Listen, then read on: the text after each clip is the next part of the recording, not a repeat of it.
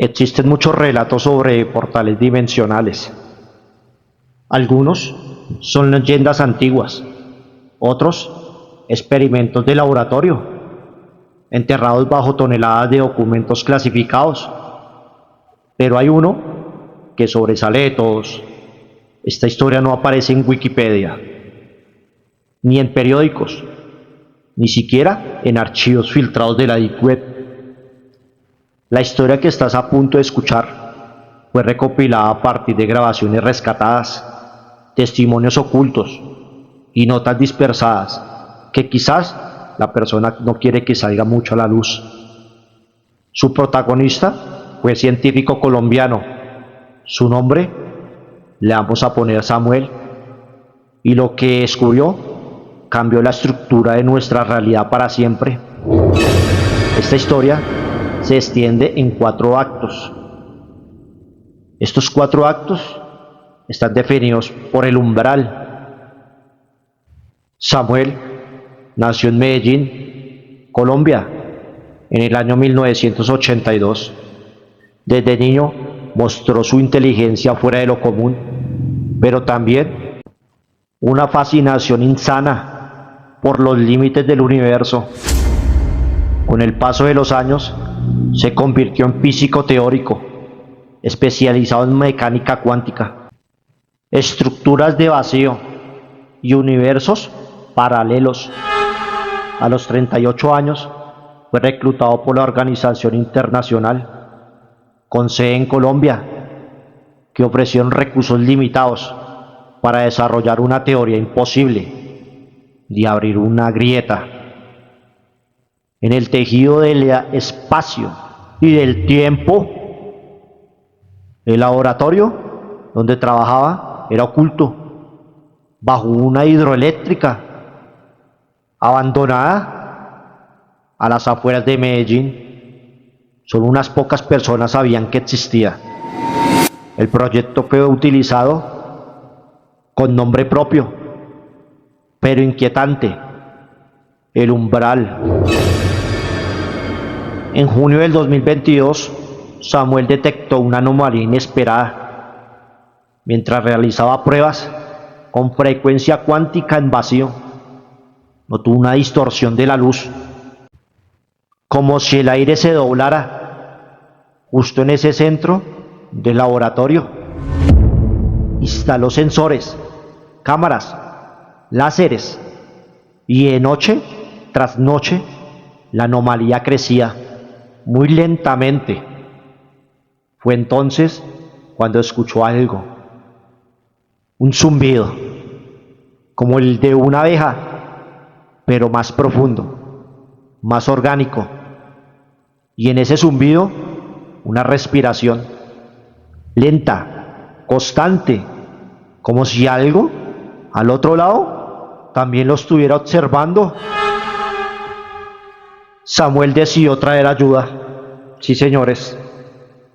Su colega de años, la matemática Luisa Cortés, una joven brillante con habilidades extraordinarias para descifrar patrones, fue la única que confió. Juntos lograron estabilizar el fenómeno durante 2 segundos, 2 miserables segundos, en los que la cámara logró capturar una imagen. No era clara, no era nítida, pero ahí estaba, una figura delgada, borrosa, de pie, al otro lado, inmóvil, observando.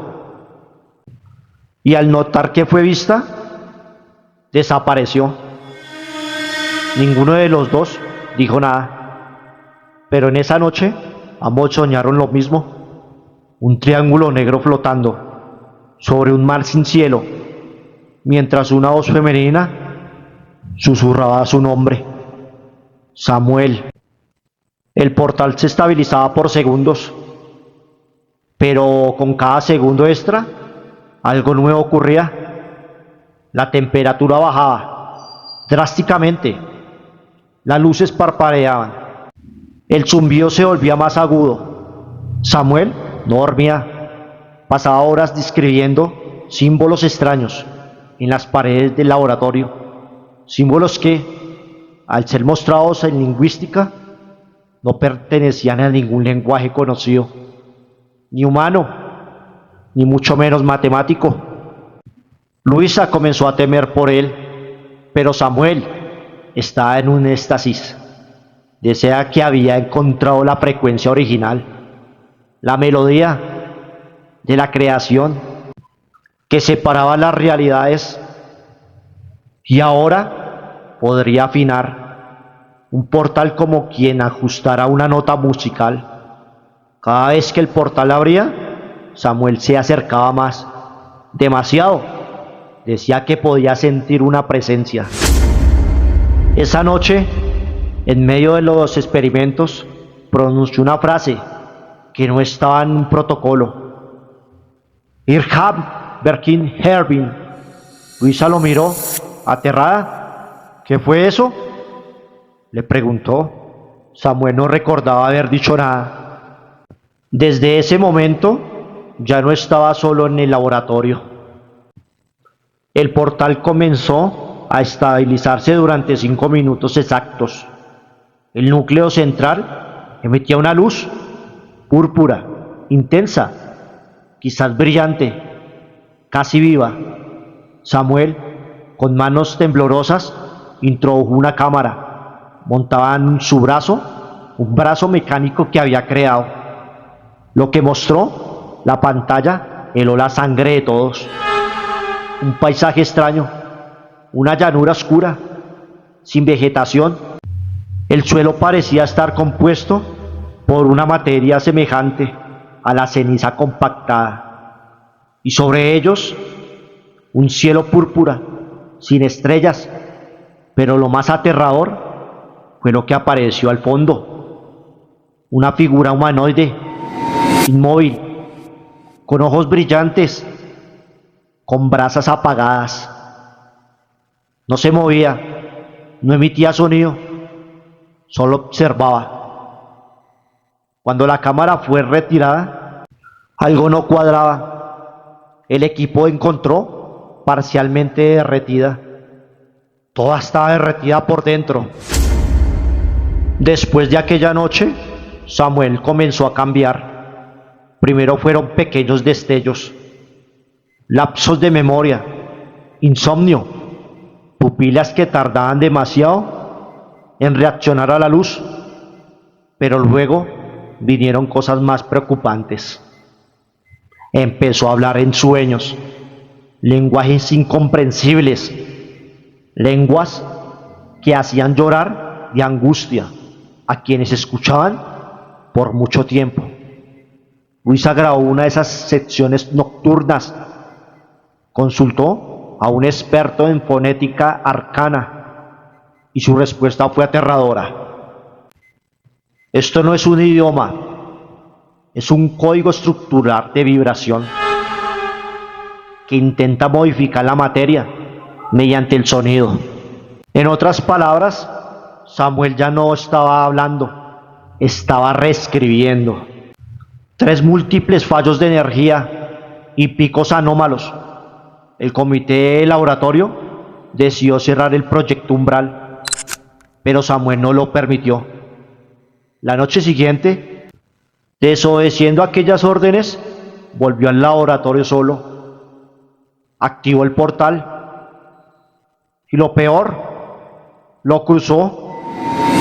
Estuvo al otro lado durante 37 minutos. Cuando regresó, no llevaba su ropa. Tenía el torso cubierto de lodo negro. Estaba descalzo y tenía heridas abiertas en la palma de los pies. Pero lo más espeluznante era su mirada. Sus ojos no eran lo mismo, no solo por el color, que se volvió negruzco, sino porque ya no parpadeaba. Samuel fue internado en su propio laboratorio, bajo vigilancia médica. Durante 48 horas, sus signos vitales eran erráticos. Su cerebro emitía frecuencias inauditas, y murmuraba constantemente los mismos tres nombres: Terum, Belcajaen y Chardum. Tras recuperarse físicamente, Samuel regresó al laboratorio, pero lo que vio ya no era el mismo hombre. Ahora escribía compulsivamente símbolos que no podrían traducirse. Los patrones que dibujaba parecían fractales en dimensiones imposibles, figuras que generaban ansiedad solo con mirarlas. Luisa intentó confrontarlo. Él la miró fijamente y le dijo: ellos no duermen, Luisa, nosotros sí. Por eso ellos gobiernan lo invisible y nosotros somos apenas reducidos dentro de un sueño que no nos pertenece. Luisa lloró al escucharlo, no por lo que dijo, sino por lo como lo vio. No era una voz, era otra, profunda, hueca y sin alma. Todo comenzó con un fallo. Una noche, el sistema de energía colapsó completamente. Luces fundidas, discos duros fritos, las cámaras de vigilancia destruidas desde adentro, como si algo las hubiese hecho explotar desde el núcleo. Solo se rescató un video parcial, inestable, borroso, pero suficiente. En la imagen, una silueta delgada, de extremidades invertidas, atraviesa el portal por medio segundo. No se parece nada a un humano. Tiene brazos demasiado largos, codos invertidos y una cabeza que gotea como si fuera una sólida. La imagen fue enviada a una inteligencia artificial para analizar la morfología. El restaurador arrojó lo siguiente: fue escalofriante, entidad bípeda, interdimensional, posesión parcial de mesa, emite vibración constante en 3.87 Hz, extractora de materia orgánica, clasificado hostil. Pero Samuel no estaba asustado. Días después, Luisa notó algo aterrador. Samuel ya no dormía, simplemente se sentaba en el suelo, inmóvil por horas, sin pestañear, sin hablar. Solo observaba el techo, como si escuchara algo que nadie más podía oír. Una noche comenzó a hablar con múltiples voces, al mismo tiempo, voces femeninas, masculinas, infantiles, todas saliendo de su boca simultáneamente, y decía frases incomprensibles. Los hilos se han roto, la carne no puede contener el viajero, el tejido ha sido abierto por el que soñó despierto. Samuel es nuestro umbral. Luisa, aterrada, intentaba huir. Tomó un disco duro con las últimas grabaciones que habían recolectado. Fue a la empresa, a las universidades, a las autoridades. Nadie le creyó, pero ella sabía lo que había visto. Samuel se habían convertido. La última vez que se le vio fue en la madrugada del 11 de octubre, dentro de un apartamento en Bogotá. No volvió a salir. La policía encontró la puerta cerrada desde adentro, pero Luisa ya no estaba allí. Solo había una nota, escrita por tinta púrpura, clavada en la pared: no abran las puertas. Samuel desapareció durante semanas, pero volvió a aparecer, no en redes sociales, no en televisión, en la deep web. Un video de 7 minutos subido por descripción, sin metadatos, sin origen. Allí, Samuel aparecía desnudo, con símbolos tallados en su piel. Su cuerpo ya no aparece del todo humano. La textura es como de papel húmedo. Y habla, pero no como antes. La materia fue solo un capricho. El espacio, una ilusión para la carne. Ellos me dieron forma para traer el mensaje. No hay regreso, porque ya cruzaron todos y ustedes nos pertenecen. El video termina con un grito, no humano, no animal, no mecánico. Un sonido que, según análisis espectrales, no se repite en ningún registro auditivo terrestre.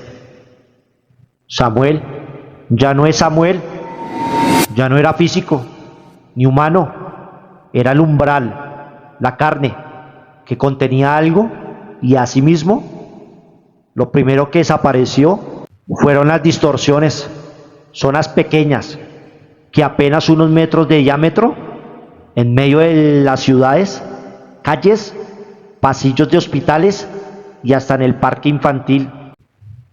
El aire en estas zonas vibraba como si fuera agua. Algunos testigos reportan haber visto figuras borrosas y a veces de pie, a veces flotando. Otras veces escuchan sus propios pensamientos gritando en la vuelta en su cabeza, desde afuera de su cabeza o quizás más adentro. La prensa le llamamos fenómenos atmosféricos localizados, pero en ciertos foros ocultos de investigadores le dieron otro nombre: zona del umbral. Una organización internacional secreta, posiblemente vinculada a defensas de los Estados Unidos y China, localizó a Samuel en un antiguo monasterio abandonado en Boyacá, Colombia. Él los esperaba, sentado, sonriente, sus ojos completamente negros, pero lo que más fue aterrador y lo que descubrieron, Samuel no tenía sombra. Literalmente, la luz pasaba por él, pero no proyectaba sombra alguna. Cuando le preguntaron qué era ahora, respondió: soy la herida que sangra en la dimensión, soy el puente, el tiempo humano ha terminado. Y luego desapareció ante los ojos, no corriendo, no telepáticamente, no teletransportándose, simplemente dejó estar allí. Fue entonces cuando empezaron los caos de duplicados, personas completamente normales que de un día para otro afirmaban haber sido reemplazadas. Una madre reconocía que su hija tenía los mismos ojos, pero algo en su sonrisa era antinatural.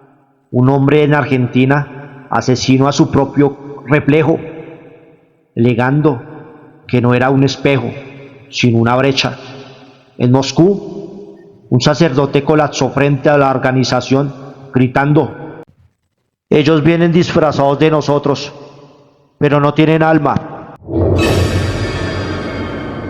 Los gobiernos, por supuesto, silenciaron todo, pero en la zona del umbral, los duplicados aparecen cada vez más, y algunos no hablaban, solo le miraban. El laboratorio de Medellín, donde todo comenzó, sufrió un colapso dimensional espontáneo. Una grieta apareció en el suelo, se tragó el edificio completo. Cientos de docenas de personas desaparecieron en segundos. Las cámaras de seguridad sobrevivientes mostraron lo imposible: un vórtice púrpura, donde el tiempo fluía al revés, y en el centro una figura que parecía Samuel, solo que medía más de 3 metros y tenía múltiples brazos. Las últimas palabras de Luisa, que apareció en los sueños de más de 800 personas en diferentes países al mismo tiempo, fueron estas: Estamos atrapados al otro lado, en una cárcel sin paredes. El tiempo es líquido. Y Samuel, yo no es uno solo, ahora es muchos y quieren cruzar.